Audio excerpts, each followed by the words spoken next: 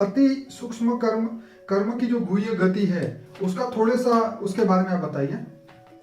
देखो, देखना, सोचना, बोलना ये तो अब साधारण बात हो गई कर्म की थियरी। जी। मगर कर्मों की गुह्य गति का राज समझाता हूं मैं आपको। राइट। कर्मों की गुह्य गति का राज क्या है?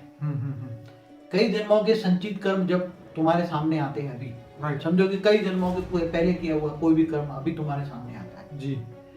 कोई आत्मा ने किसी को मारा है, राइट। तो सामने कोई गोली रिवॉल्वर लेके सामने आ गया है, राइट। तो ज्ञानी पुरुष है तो वो समझेगा राइट। कि भी मेरा ही विकर्म मेरे सामने आ गया। क्या आ गया? राइट, मेरा विक्रम मेरे सामने। या तो कोई पहाड़ जितना दुख उसके सामने आ गया। राइट। तो वो ज्ञानी पुरुष ही समझता है मैंने ही किया हुआ कर्म मेरे सामने आया। बाबूजी, इससे रिलेटेड मेरा एक क्वेश्चन था, क्या हमारे साथ जब बुरा होता है तो क्या ये हम मान के चले कि ये हमारे कर्मों से का रिजल्ट है, और जो भी रिजल्ट हमारे सामने आता है तो उसकी जवाबदारी भी हमारी है? क्या हमें इस कर्म से डरना चाहिए? क्या हमें इससे मुकाबला करना चाहिए? क्या हमें एक्सेप्ट करना चाहिए? देखो, कर्म हमेशा जिसने कर्म किया है राइट, उसके सामने ही आएगा।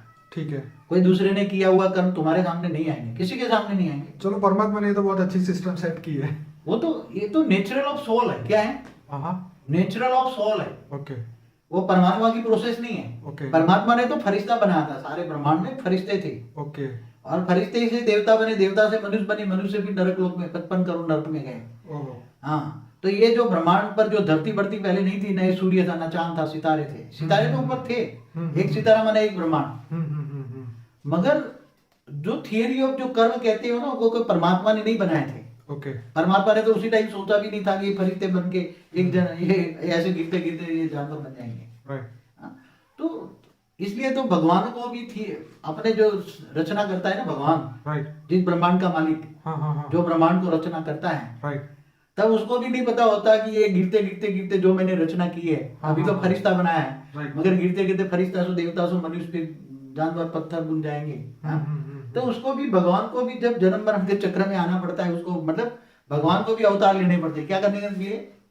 यदा यदा हि धर्मस्य ग्लानिर्भवति भारत अभ्युत्थानम् अधर्मस्य तदात्मानं सुजाभ्यम्। जब जब धरती पर पाप कर्म बढ़ता है, असुरों का राज होता है, तब साधु संतों का रक्षा करने के लिए मुझे धरती पर अवतरण लेना पड़ता है, अवतार लेता हूँ।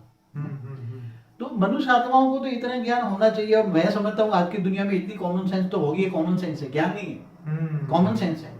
मैंने जो पाप कर्म किया है वो मेरे सामने आ रहा है। तो मतलब इसके लिए किसी को दोष नहीं देना चाहिए। दोष नहीं देना चाहिए। इंसान ये है कि अपने को संवारने के लिए दोष का टोकरा जो है किसी और के ऊपर डाल देता है।